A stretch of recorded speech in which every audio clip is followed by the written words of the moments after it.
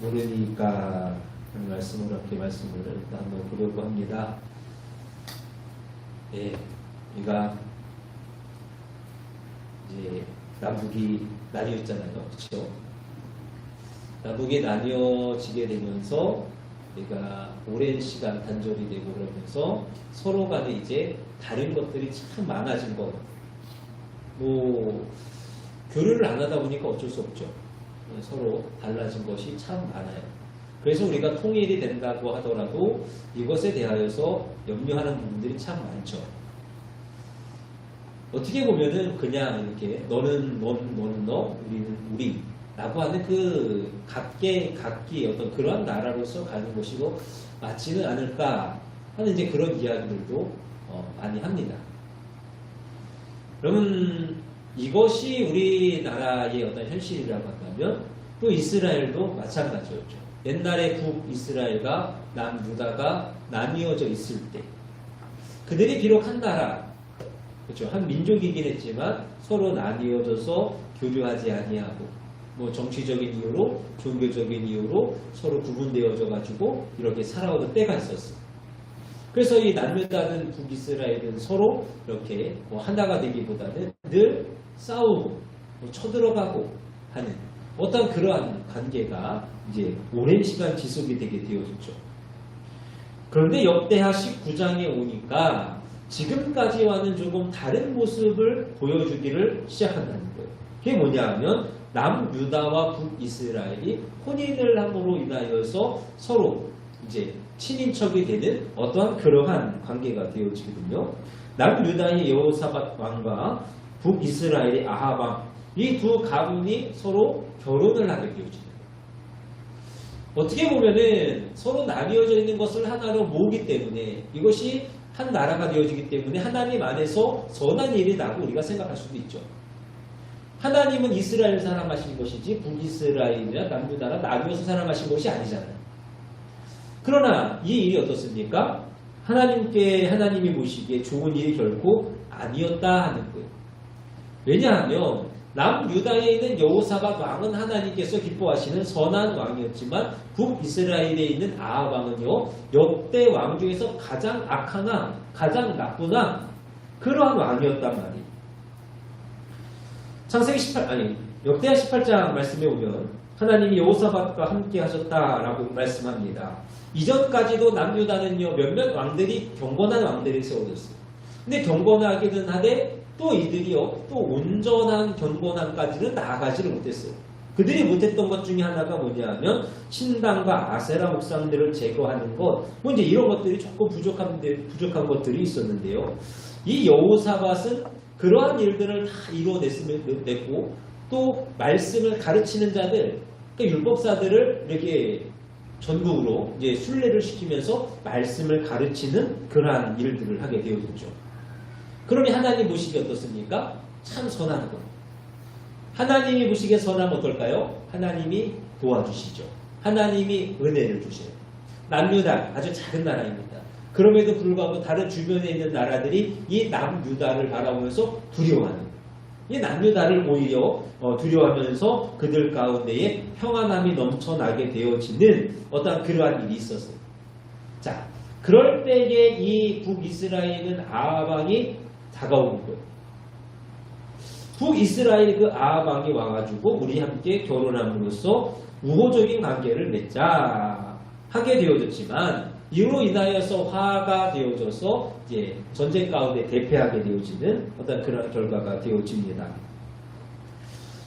사랑하는 여러분, 우리가 이 어떠한 사건, 여호사밧과 아합이 하나가 되어지는 사건을 바라보면서 깨닫는 것은 뭐냐, 생각하는 것은 뭐냐, 선과 악은 하나가 되어질 수 없다는 거죠. 여러분, 선한 것은 선한 것이고 악한 것은 악한 것. 경건과 불경건이 어찌 하나가 되어줄 수가 있을 것이며 하나님을 섬기는 자와 우상을 섬기는 자가 어찌 함께 있을 수 있겠는가. 근데 안타깝게도요, 이 여호사밧이 하나님을 향하여서 나라가 세워지는 가운데에 나라가 견고해지기까지는 늘 하나님 바라보고 하나님 의지하고 그렇게 살아갔지만 나라가 평안해지고 나니까 어떻습니까? 하나님 바라보는 일을 소홀히 하는 거예요. 자기 스스로 무엇인가를 생각하고 자기 스스로 무엇인가를 결정하는 자기 교만에 빠짐으로 인하여서 이러한 안타까움의 결과를 낳게 되어졌다 하는 것. 오늘 이 말씀을 바라보면서 그럼 우리는 어떻게 살아갈 것인가 함께 말씀을 나눠보려고 합니다. 첫째로 부귀와 영광을 누리는 중에 함정이 찾아온다는 것을 알아야죠. 이 여호사밧은 다시 한번 말씀드리지만 하나님 앞에 참 경건하게 살아갔던 왕이에요. 늘 하나님의 말씀을 철저하게 지키고 순종하고 그래서 그를 크게 기뻐하셨습니다. 나라가 부강하여졌잖아요. 그럴 때 이 북이스라엘의 아합 왕이 가만히 바라보니까 왠지 남유다의 저 여호사밧과 하나가 되어지면 뭔가 우리 앞에 놓여져 있는 대적들과 싸워서 쉽게 이길 수 있을 것 같아요. 그러니까 지금까지는 여태까지는 한 번 손내민 적이 없지만 이제 와서 여호사밧에게 사람을 보내어서 우리가 하나 되자. 그래서 우리가 이방 민족과 싸워서 이기자 하는 어떠한 그러한 이야기를 하고 있는 것이죠. 그럴 때 이 여호사밧이 아합의 접근을 바라보면서 좀 경계했으면 좋았을 법한데 이 경계하지를 않았다고 하는 거예요. 만약에 신앙 안에서 늘 생각하고 있었다고 한다면 하나님 안에서 늘 바라보고 있었다고 한다면 아합이 어떤 사람인지를 알 거잖아요. 아합은 하나님이 늘 선하지 않게 보는 악한 일을 하는 그러한 사람이었단 말이에요. 그럼 여호사밧이 봤을 때도 아합이 저렇게 하면 안 되는데 저것은 죄인데 라고 생각할 수 있었으면 좋았어요. 그런데 이미 여호사밧은 나라가 부강하거든요. 나라가 힘이 세거든요. 눈치 볼 일이 없는 거예요. 그러다 보니까 하나님을 바라보는 그 마음이 연약해져. 그 마음이 희미해지는 거예요. 그러면서 그의 마음 가운데 스스로 결단하여서 이 아합과 하나가 되어지는 어떠한 그러한 모습이 되어지고 말았다 하는 것입니다. 사랑하는 여러분, 죄라고 하는 것은 늘 그렇잖아요. 우리에게 아주 교묘하게 찾아와요. 때로는 가면을 쓰고 찾아옵니다. 어떠한 이유가 됐든 간에 우리의 마음을 늘 수단과 방법을 가리지 아니하고 유혹하면서 찾아오는 게 죄잖아요.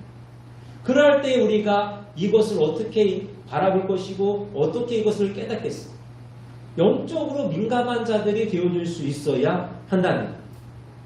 그럼 영적으로 민감해야죠. 영적으로 둔하면요. 지금 나한테 다가오는 이것이 참인지 거짓인지 된장인지 그거든지 알 수가 없잖아요. 바라볼 수 있는 마음, 그 시선이 우리 가운데 있어야 된다. 근데 여호사밧이 너무 평안한 거예요. 너무 부강한 거예요. 그러니까 그것을 바라보면서 경계할 이유가 없는 거예요. 그러니 그의 마음 가운데 악한 것이 죄가 스며들어와서 그로 하여금 잘못된 판단을 내리게 되어지는 어떠한 그러한 결과가 되어졌다고 합니다. 그럼 아담과 하와가 하나님 안에서 은혜 안에서 에덴 동산에서 참 평안하게 살아가지 않습니까? 그때의 사단이 다가와서 그들을 시험하는 것처럼 오늘 우리의 삶도 마찬가지라고 하는 것이죠. 여러분의 삶이 늘 평안하기를 원합니다. 여러분에게 늘 평안이 있기를 원해요. 하나님이 주시는 평안함이 있기를 원합니다. 그런데 여러분 평안하다 할지라도 하나님을 바라보고 간구하는 그 마음만큼은요 지치면 안 돼요. 멈추어서는 안 된다. 그런 이제 전쟁 가운데 그런 이야기 있잖아요. 전쟁에서 패한 용사는 용서가 되나 경계에 실패한 용사는 용서가 되지 않는다 하는 그런 이야기 있잖아요. 여러분 우리의 마음에 늘 경계하는 마음이 있어야 돼요. 이것이 참으로 진리인지 거짓인지 하나님의 것인지 악한 것의 것인지 늘 바라보고 늘 깨닫는 그 마음이 우리 가운데 있어야 한다는 것입니다. 고린도전서 20장 12절 말씀이요. 손줄로 생각하는 자는 넘어질까 조심하라. 사랑하는 여러분, 평안하시기를 늘 기도합니다. 간구합니다. 그러나 여러분의 마음에는 늘 경계하시는 마음이 있어서 우리에게 다가오는 것이 하나님의 것인지 또는 악한 시험의 것인지를 분별할 수 있는 저와 여러분들이 되시기를 원합니다. 두 번째로 말씀을 중요시 여겨야 됩니다. 여호사밧이 아합의 어떤 그러한 제안을 받았을 때요, 선지자가요 하나의 예언을 합니다. 많은 거짓 선지자들이요 여호수아와 아합이 하나가 되어져서 전쟁에 나가면 승리할 거다 라고 이렇게 예언을 했어요. 근데 미가야 선지자가요, 다른 이들이 하는 것은 다 거짓이요, 이 전쟁은 하나님께서 기뻐하시는 전쟁이 아니니 하지 않는 것이 옳겠습니다 라고 이야기를 해요. 그런데 이 여호사밧이 어떻게 합니까? 그 이야기를 귀담아 듣나요? 아니요. 그 이야기를 듣지를 않아요. 차라리 하나님의 말씀이 없었으면, 그 예언의 말씀이 없었으면 할 말이라도 있죠. 근데 분명하게 하나님이 들려주셨어요. 알게 해주셨어요. 그럼에도 불구하고 하나님의 말씀을 따르지 아니하고 내 마음의 뜻을 따라서 나아가는 것을 보게 되어지는 거예요. 사랑하는 여러분, 여호사밧에게 있어서 하나님의 말씀이 어떻습니까? 더 이상의 경외하는 마음이 없어요. 더 이상 그 말씀을 귀하게 여기는 마음이 없어요. 오늘 저와 여러분의 마음은 어떻습니까? 그럼 하나님의 말씀이 어떻게 들리세요? 하나님의 말씀이 선포가 되어지고 또 여러분의 마음 가운데 또 여러분의 시선을 통해서 바라보는 그 말씀들이 어떠십니까? 그저 내가 오늘 할당된 그 양을 채우기 위하여서 그냥 무심히 보지는 않으십니까? 아니면 세상에서 주어지는 많고 많은 그러한 어떤 많은 책의 내용처럼 그저 그냥 그렇게 보여주시고 들려지고 계시지는 않습니까? 여러분, 하나님의 말씀이라고 하는 것은 성도가 하나님 앞에서 바르게 행하는 척도가 되어져. 이 말씀에 따라서 내가 어떻게 살아가는가가 확인이 되어져요. 또 하나님의 말씀은 성령의 검으로서 우리를 모든 죄악으로부터 보호하여 주시는 하나님의 능력입니다.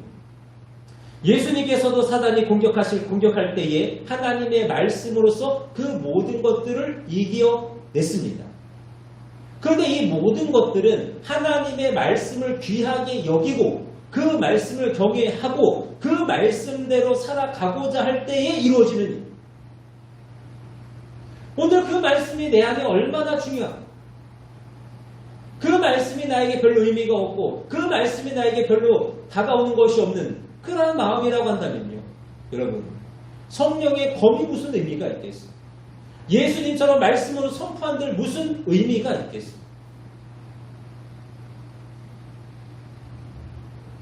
그렇기에 우리는 언제나 하나님의 말씀을 따라 하나님의 말씀을 우선으로 두고 말씀으로 충만한 삶을 살아야 될 줄로 믿습니다. 그 모든 일들을 쉬이 여기시면 안 돼요. 쉽게 지나가시면 안 돼요. 그럴 수도 있지, 한 번은 괜찮겠지, 그런 마음으로 지내시면 안 돼요. 늘 말씀으로서 굳건히 서 나아가는 저와 여러분들이 되시기를 원합니다. 마지막으로 하나님께 긍휼 있는 징계를 받는다는 거예요. 자, 여호사밧과 아합이 이제 연합하여 전쟁에 나갔습니다. 졌어요. 지게 됐을 때에 가장 위험한 사람은 누구냐면 당연히 왕이죠. 왕이 직접 전쟁에 나갔으니까 저 왕만 잡으면 된단 말이에요. 그런데 하나님이 그래도 은혜를 주셔가지고 이 여호사밧을 구원하여 주셨습니다. 남유다 자기의 나라로 평안하게 오게 하여 주셨어요. 그리고 나서 그에 대한 책망을 이야기하시죠. 예후가 이야기합니다. 여호사밧의 악행을 인하여서 하나님의 진노가 임할 것을 예언했어요. 그러나 하나님께서 여호사밧에게 그동안에 행하였던 어떠한 선한 일이 있으니 긍휼 있는 징계를 내리실 것을 예언하는 어떠한 그러한 말씀을 주셨습니다.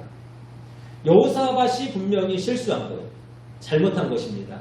근데 하나님이 지금 무엇을 기억하셨어요? 그동안 행하였던 선한 일들을 기억하셨어요.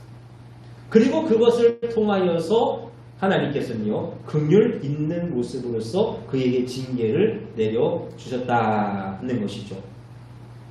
사랑하는 여러분, 그래서 잘 살으셔야 돼요. 늘 잘 살으셔야 됩니다. 어느 순간 내가 하나님 앞에 경건하고자 열심히 살아보고자 애쓰는 모습.